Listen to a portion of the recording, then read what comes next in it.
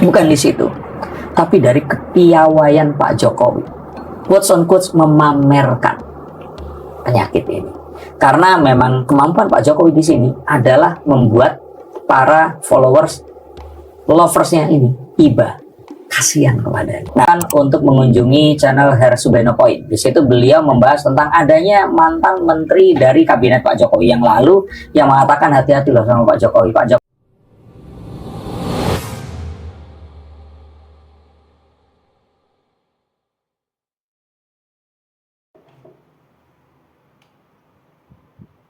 Halo Sainsikers, kembali berjumpa bersama saya, Denny Darko. Tidak ada yang namanya misteri, yang ada adalah tanda-tanda yang kita semua coba untuk mengerti. Segala teori ini bermunculan. Dari yang mengatakan bahwa ini adalah azab karena Pak Jokowi selama ini membohongi kita semua. Ada yang mengatakan ini adalah guna-guna atau santet dari orang yang tidak menyukai. Ada yang mengatakan ini karena dia pergi ke Vatikan, terus kemudian berdoa di sana. Padahal katanya kalau orang Muslim nggak mungkin bisa mendoakan agama yang lainnya. Banyak teori di sini bermunculan, tapi saya sepertinya tahu ada apa di balik ini.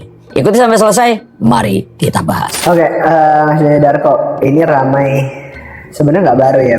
Ini ramai dibahas oleh orang-orang, banyak yang bilang, berteori, bahkan tudingan tanpa dasar seperti santet, guna-guna, azab, dan juga mungkin bahasanya apa ya, karena sering berbohong kepada seluruh rakyat Indonesia, termasuk ijazahnya yang diduga palsu. Menurut Mas Darko seperti apa? Saya ingin katakan bahwa sakitnya itu nyata. Karena ada orang yang berteori bahwa sakitnya ini itu dibuat-buat, atau di staging, atau direkayasa. Maka saya ingin katakan bahwa sakitnya beliau ini sakit yang nyata. Saya merasakan itu dan memang itu yang terjadi. Kalau dibilang penyebabnya apa secara pengetahuan, kalau saya menyangkal apa yang tadi dikatakan, saya harus bisa membuktikan sebaliknya. Saya nggak bisa membuktikan sebaliknya bahwa beliau ini sakit bukan karena disantet gitu. Tapi ya saya ingin katakan bahwa sebenarnya kalau saya termasuk kepada barisan pesulap merah yang nggak sebegitu langsung percaya santet itu ada. Dan santet itu bisa menimpa semua orang. Maka saya berpikir bahwa kalaupun itu ada, itu nggak akan menimpa orang seperti Pak Jokowi. Kenapa begitu? Karena Pak Jokowi orang suci, taat beribadah. Dan enggak, bukan masalah itu. Tapi masalahnya di sini adalah karena orang-orang memiliki determinasi, kekuatan. Ya, kalau kita bilang kekuatan batin kuat itu dia nggak mudah digoyahkan. Semua serangan dan juga fitnahan, maka saya kira hal ini tidak akan bisa mengenai beliau. Maka saya boleh katakan bahwa sakitnya Pak Jokowi murni karena penyakitnya. Dan kalau dilihat dari logika, biasanya orang berpenyakit kulit itu kan kemungkinannya cuma dua. Dia datang dari luar atau muncul dari dalam. Kalau dari luar, mustahil. Sekelas akan misalkan bepergian atau ke tempat yang dia ini nggak higienis atau kotor. Nah, menyisakan ini penyakitnya kemungkinan besar itu pasti dari dalam. Nah, kalau dari dalam, kita tidak pernah mengetahui selama 10 tahun kita mengenal Pak Jokowi, dan tambah mungkin 8 tahun sebelumnya sebagai wali kota Solo, terus kemudian jadi gubernur Jakarta, kita juga nggak mengetahui Pak Jokowi pernah sakit alergi yang seperti ini. Maka boleh kita katakan ini mungkin karena sesuatu yang bisa saja beliau konsumsi atau karena usia, tapi bisa dipastikan berkaitan dengan ada yang menteorikan ini autoimun dan sebagainya. Tapi saya yakin ini penyakit yang muncul dari dalam dan ini akan segera sembuh. Jadi kalau dibilang seperti itu, saya bilang enggak. Tapi artinya dari mana ini tadi? Nah, kalau dibilang dari mana, saya katakan ya dari dalam dirinya. Tapi saya punya sebuah teori yang juga sangat menarik. Di mana sakitnya beliau ini ternyata menyimpan sebuah hal yang nggak banyak orang tahu. Kita akan bahas. Tapi ada juga yang berteori, termasuk Dokter Tifa, yang mana menurut beliau ini justru Pak Jokowi dengan waktu itu yang klarifikasi ke ajudannya bilang pulang dari Vatikan terus sakit gatal-gatal, itu seolah-olah jadinya menyalahkan kepergiannya ke Vatikan, padahal Vatikannya bukan sarang penyakit dan lain-lain gitu. Orang yang ya kalau sudah benci, ya tadi itu haters gonna hate gitu loh, ya akan selalu mencari kalimat penggalanya ditaruh di mana, diartikan dengan sesuka dia mengartikannya. Maka nggak terus saya katakan kalau misalkan saya pulang dari Bali terus kemudian saya sakit COVID, oh Bali itu sarangnya COVID? Ya enggak, bisa saja saya tertular di perjalanan, atau saya memang sudah sakit ke sana, capek terus sakitnya muncul. Jadi kalau saya kira ini bukan hal yang terus artikan, oh Pak Jokowi menyalahkan Vatikan. Ini kan bisa-bisanya orang yang membenci segala sesuatu dibenci, apalagi dikatakan oleh orang yang ijazahnya terbukti benar tetap nggak percaya. Dipertanyakan masalah tugas akhir kan benar, pertanyaannya lagi apa namanya, kuliah kerja di nyatanya KKN-nya ada di mana, dipertanyakan lagi, semua dipertanyakan. Nah kalau ditanya seperti, saya katakan bahwa penyakitnya bisa muncul dari mana, tapi intinya bukan di situ, tapi dari kepiawaian Pak Jokowi, quotes on quotes, memamerkan penyakit ini. Karena memang kemampuan Pak Jokowi di sini adalah membuat para followers, loversnya ini iba, kasihan kepadanya. Nah, mengapa demikian? Karena saya merasa seharusnya Pak Jokowi punya pilihan untuk nggak tampil di muka umum, tapi penampilannya nongolnya ini disengaja. Bahkan beliau nggak susah-susah untuk menutupi pakai masker yang ini dan sebagainya. Bahkan sekarang sudah ditunjukkan apa adanya. Jadi kalau saya pikir ini adalah sebuah upaya yang ingin ditunjukkan. Nah, tapi tujuannya apa? Nah, di sini yang akan jadi pertanyaan. Tapi kalau ada orang yang menghubung-hubungkan juga dengan sikap Pak Jokowi yang sering berbohong, maksudnya kita bilang sen kanan belok kiri itu kan berbohong gitu, mah Pak Jokowi terkena penyakit dan lain-lain. Menurut Mas Denny Darko seperti apa teori? Saya punya penyakit yang lebih parah daripada Pak Jokowi sebagai seorang pesulap. Jadi Corbusier suka bohong sebagai pesulap, ya kan? Demian Aditya, Denny Darko, semua pesulap, ya. Maksudnya nggak ada seperti itu. Kalau menurut saya sih, ini semua kembali ke yaitu tadi persepsi orang-orang mau melabelkan itu sebagai apa. Kalau dikatakan suka bohong dan sebagainya, saya kira banyak orang yang juga akhirnya berpolitik terus kemudian memiliki satu karir politik yang selesai karena tudingan ini dan itu. Saya kira ini nggak jadi satu hal yang bisa untuk kita bahas, tapi saya ingin lebih membahas kepada ya tadi itu sesuatu yang memang dia tampilkan. Dan seperti biasa kalau Pak Jokowi melakukan sesuatu, ini adalah sebuah pengalih perhatian dari sesuatu yang lainnya, sehingga saya yakin apa yang ditunjukkan ini adalah sesuatu yang memang sudah direncanakan.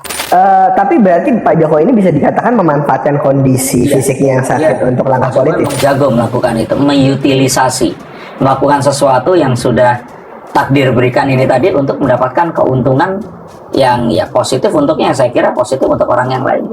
Untuk menurut Mas Denny untuk apa ujung-ujungnya? Saya kira ini semua untuk melindungi dan membentengi Pak Prabowo agar semua atensi dan semua hal ini diarahkan kepada Pak Jokowi. Bayangkan kalau kalian tidak kebayang tentang ini, silahkan untuk mengunjungi channel Hersubeno Point. Di situ beliau membahas tentang adanya mantan menteri dari kabinet Pak Jokowi yang lalu yang mengatakan hati-hati loh sama Pak Jokowi. Pak Jokowi ini memanfaatkan sakitnya untuk membuat orang-orang iba, dan nantinya beliau ini akan melakukan sen kanan belok kiri, kira-kira quotes on quotes itu yang dimaksud, untuk mengegolkan Gibran ini menuju ke 2029 atau bahkan mungkin menjadi presiden sebelum itu. Nah, teori konspirasinya sampai ke sana. Saya nggak cukup gila untuk percaya sama teorinya, tapi saya cukup cerdas untuk mengetahui bahwa Pak Jokowi tidak berusaha menutupi ini, dan ini sengaja dilakukan. Dan ini untuk menaikkan nama keluarganya. Kita tahu bahwa Bobi disoroti perihal 4 pulau di Aceh, yang akhirnya juga Pak Prabowo memutuskan 4 pulau itu jatuh ke pemilikan provinsi daerah khusus Aceh, daerah istimewa Aceh. Dan terus kemudian Kaisang yang sedang menjadi calon terkuat di PSI, dan terus Gibran yang kita tahu ya dia masih menjadi seorang wakil presiden yang kita tahu juga ini menjadi sasaran tembak yang memang sengaja diletakkan untuk melindungi Pak Prabowo. Jadi saya pikir ini kerjasama good cop bad cop yang masih terus terjalin, dan dengan menunjukkan itu semua orang akhirnya atensinya ke sana. Dan beliau mengetahui ini karena mengetahui bahwa di kasus ijazah palsu Pak Jokowi sudah memenangi beberapa babak yang sudah dilalui. Berarti Pak Prabowo ini bisa dibilang diuntungkan posisinya karena mendapatkan beberapa sasaran tembak sekaligus. Iya, bayangkan nggak ada orang yang menyalahkan Pak Prabowo. Bahkan saat kemarin Amerika tiba-tiba ngebom 3 lokasi di dalam negara Iran, ini Nggak ada yang mempertanyakan Pak Prabowo kenapa nggak nelpon terus melakukan pengecaman terhadap hal itu. Nggak ada, karena semua orang haters ini sibuk untuk ngurusin sakitnya Pak Jokowi. Tapi langkah-langkah dengan kesengajaan atau mungkin menggunakan utility-nya ya, atau mungkin sesuatu takdir yang memang sudah ditakdirkan dan pada akhirnya Pak Jokowi memamerkan itu untuk menarik perhatian, itu pun sudah didiskusikan dengan Pak Prabowo, disusun dengan Pak Prabowo. Saya kira mungkin nggak secara langsung ya, tapi Pak Prabowo sepertinya mengetahui dan dia tidak mempermasalahkan itu. Dan kalau kita istilahnya ambil kata lah ya, selama ini kita mau Presiden Indonesia tuh dijajarin seperti itu gitu. Nah, kita akan tahu bahwa Pak Jokowi ini termasuk orang yang pandai memanfaatkan kekurangannya. Kekurangannya itu kan, bisa kalau presiden kan sosoknya kalau nggak militer kan gagah, harus TNI, atau kalaupun dia sipil secerdas Pak Habibie, ataupun kalau ternyata ada sebuah kondisi fisik yang ternyata dalam kondisi sakit seperti Gus Dur, dia memiliki umat yang banyak seperti itu. Pak Jokowi satu-satunya nggak memiliki apa-apa. Dibilang kerempeng lah, kelemar-kelemar lah, pelongo lah, PKI, secara penampilan kan orang mempertanyakan, tapi beliau malah memanfaatkan itu untuk membuat orang ini jadi iba dan akhirnya menyukainya. Dan ini sengaja memang dibuat untuk menjadi sebuah pembanding. Ya nggak apa-apa, presiden sekarang keren kan, Pak Prabowo, mantan TNI, orang yang gagah, jago berbahasa Inggris, international man yang bisa kemanapun karena pernah tinggal di beberapa negara, Singapura, di Jordan. Dan saya kira ini adalah sebuah hal yang sangat positif untuk meredam perpolitikan di era sekarang. Saya maksudnya dengan Pak Jokowi yang mungkin banyak kekurangan dan dimanfaatkan justru itu menjadi sebuah kelebihan beliau ini, apa yang membuat Pak Jokowi, maksudnya apa bahasanya, begitu menjadi sorotan? Karena sepertinya sekarang ini bahkan kalau kita berpikir tentang pentingnya ya, kayaknya lebih penting untuk membahas revisi sejarah daripada harus membahas penyakit kulit Pak Jokowi. Cuma Pak Jokowi ini selalu menang gitu. Dibelokkan juga. Ini adalah cara agar para haters ini nggak menjadikan revisi sejarah ini sebagai Indonesia gelap lagi. Saya akui bahwa Pak Fadlizon kemarin bisa saja ini dianggap melakukan sebuah blunder politik dengan mengatakan hal tersebut itu. Nah, maka dengan hal seperti ini sasarannya nggak jadi ke sini, spotlightnya akan berpindah. Dan orang-orang yang menjadi haters ini orang-orang yang mohon maaf mayoritasnya kan logikanya agak kurang dan dia ini lebih dipengaruhi oleh emosi dan akhirnya ya termakannya dengan konten-konten yang kalau untuk orang-orang yang berpikir seperti kita akan berpikir Pak Jokowi seharusnya nggak usah tampil. Kalau saya punya masalah kondisi penampilan seperti itu, mungkin saya nggak akan tampil dulu untuk sementara waktu. Tapi kenapa beliau menampilkan? Karena pasti ada sebuah hal yang memang beliau ingin peroleh dengan kesengajaan itu tadi. Ini dari Pak Jokowi kan memang kalau ibaratnya gimana ya, beliau ini kan selalu berhasil untuk mencuri perhatian rakyat Indonesia gitu dengan kekurangannya dia. Apakah Gibran bisa menjadi sosok Pak Jokowi yang selanjutnya, maksudnya menjadi sosok sasaran tembak yang begitu bersinar sehingga semua isu-isu itu bisa mengarah pada dia juga gitu? Saya kira untuk tren itu pasti akan sulit untuk berulang secara precise, exactly the same, itu pasti akan sulit ya. Tapi Gibran ini memulai dengan baik untuk menjadi copy dari Pak Jokowi. Maka saya katakan bahwa Gibran ini sangat mungkin untuk menjadi the next Jokowi. Tapi dia juga tahu bahwa panggungnya itu bukan di 2029. Kalaupun dia ingin mencalonkan jadi presiden paling cepat ya 2035 nanti. Dan itu pun kalau ternyata Gibran memang masih memiliki sebuah keinginan dan bapaknya pun masih bisa mendukung tentang hal itu. Itu artinya kan sekitar 9-8 tahun lagi Pak Jokowi tentu saja juga akan jauh lebih senior, lebih tua dibandingkan sekarang. Yang kita tahu saat ini sedang dihembuskan kabar bahwa AHY yang akan mendampingi Pak Prabowo nantinya. Tapi ini satu hal yang juga sangat memungkinkan karena Pak Prabowo jelas pasti akan 2 periode dan dia menginginkan seseorang yang tentu saja akan membuat siapapun yang memiliki kekuatan untuk ribut ini ditenangkan. Nah, jika Pak SBY cukup sehat untuk nanti ya tetap ada berkicau di sosial media, maka saya pikir AHY harus disematkan untuk menjadi wakil presiden berikutnya. Dan di saat itu mungkin spotlight di keluarga Jokowi ini akan beralih. Dan saat itu mungkin akan ada sebuah tugas lagi.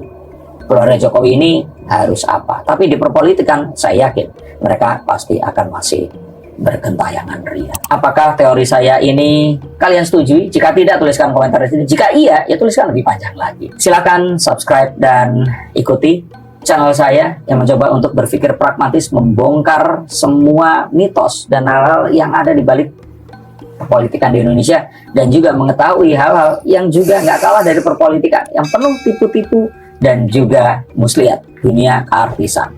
Terima kasih, sampai jumpa dan salam.